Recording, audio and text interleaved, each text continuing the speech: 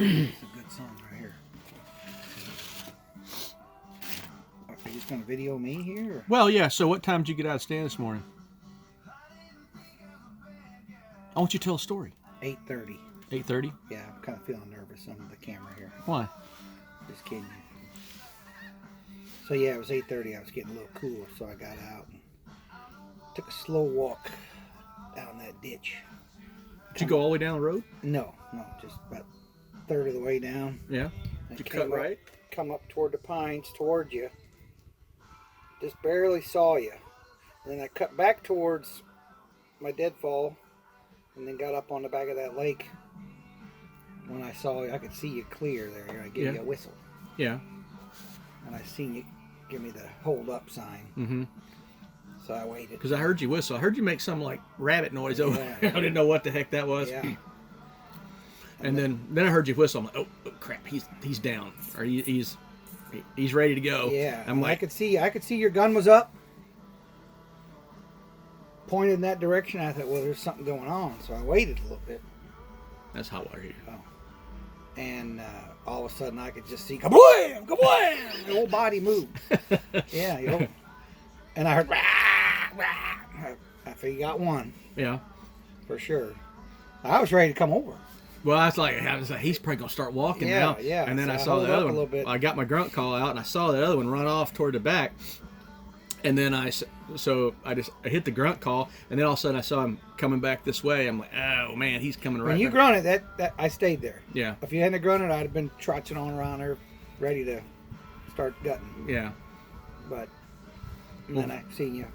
Actually, I pulled my gun up on you, and look. I held the crosshairs over to the side. Yeah. And looked at what was going on. A little Yeah. bit. Kind of get a feel for it. I could see you were pointing your gun. So, what? How far do you think that was from where I was sitting? Whew. If it's through a brush pile, I'd say you were 80 yards. Wasn't it? Well, the second one I think was probably close to 80 yards, but the first one I think maybe 50, 60 yards. I don't know where it was when you shot, but from the stand to where it was laying. Well, it only moved about 10 feet. Oh, it's hard telling with all the brush. Yeah. And you're on the ground. When you're in the tree, everything looks closer. It looks when you clearer. get down, then it's like a long way over there to get through the brush. Well, the distance is the same, and it felt like it was a long way over there as we were walking. But actually, you know what I thought was funny is the first deer and the second deer were a lot closer together than what I thought. When that second one went down, I thought it was probably 20 yards past the.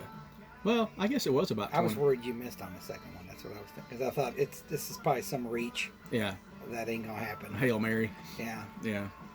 Well, and you're grunting, and I'm thinking, is he calling this deer around, or what's going on? And then I'm thinking, is the first one's got to be dead. He's got to be looking at another one. Yeah. So. Yeah, when I hit the grunt call, he wasn't going anywhere. I'm like, I wish I had a way to just hang tight, Mark, hang tight. This deer's gonna come right back over here, because I'm like, he ain't going nowhere. I mean, it's just a matter. What did you do when you shot at the first one? Well, he trotted off and went away from her, away from me, farther away. And then when I hit the grunt call, I could tell he stopped. And then it wasn't too long, and I saw him like walking back toward my left, and I thought, he's not going to go anywhere. If he gets comfortable, he's going to come right up to her. I hit the grunt call a couple more times, and I could see him. He was looking at her. He had gone past her over to the left, and he had turned back, and he was looking at her like, "What are you doing?" So I hit the grunt call a couple more times, and he walked about 4 or 5 feet closer, and that's when I had a shot. And I wasn't pulling last week or first season stunt where I shot them, they went down, and they're still flopping. You gotta staple them. Yeah, I'm like, I seen the brownie. Yeah, I'm like, so I just broke her leg, and just in case she decided she wanted to get back up. Yeah, I always take a leg shot. Yeah, sure. I think I missed the first. I think I just wonder if there's no way that I hit that leg the first shot, because that was it would have kept going. Well, yeah, that was the first shot, and I was right on her. There was no way I would have ran off. That first, where she was hit on the body was where I was aiming. Yeah. So. Yeah. And the bullet might have exited and hit the leg there. Could you know what I'm saying? Yeah. I must have missed. I must have missed that that second one though with the second shot. I thought with the Browning you'd head shoot them. You know. Well, I started to. They just don't make good pictures. That's true. But you know, I said all along if I got one to come in close that I was gonna do my best to shoot it in the head. Makes for clean gutting, and you don't ruin no meat. But Small target.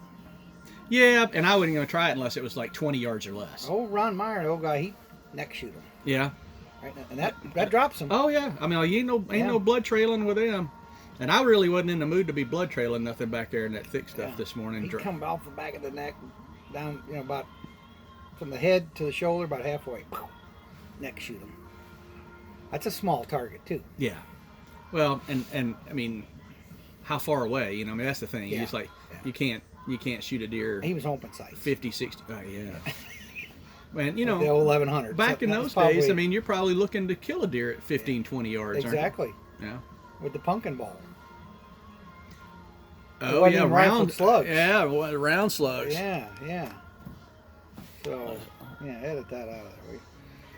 Send me some pictures. I will. I'm trying to figure out how to turn this thing around. Oh, it's like motorized, huh? I may not be able to get it all the way around. So that wraps up 2020 deer season, I guess, except for all the crap we're not looking forward to. Cleaning up. Yeah. That is correct. Dishes to wash, stuff to pack away, and We got an hour and a half worth of work. yeah. And it's what time? I don't know.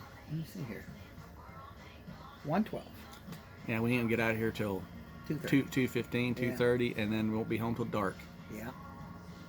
But It's worth it. it was worth it. Overall, successful season, and hopefully fill that last muzzleloader tag and call her a done season. I mean, I still got a bow tag though. There you go. Gives me a chance to get out and Come out January here. man. I might go out for 10 or 15 minutes in the morning at home or something like that, and just to have a tag in case I needed it. But Crossbow. yeah. All right, man. That's a good story.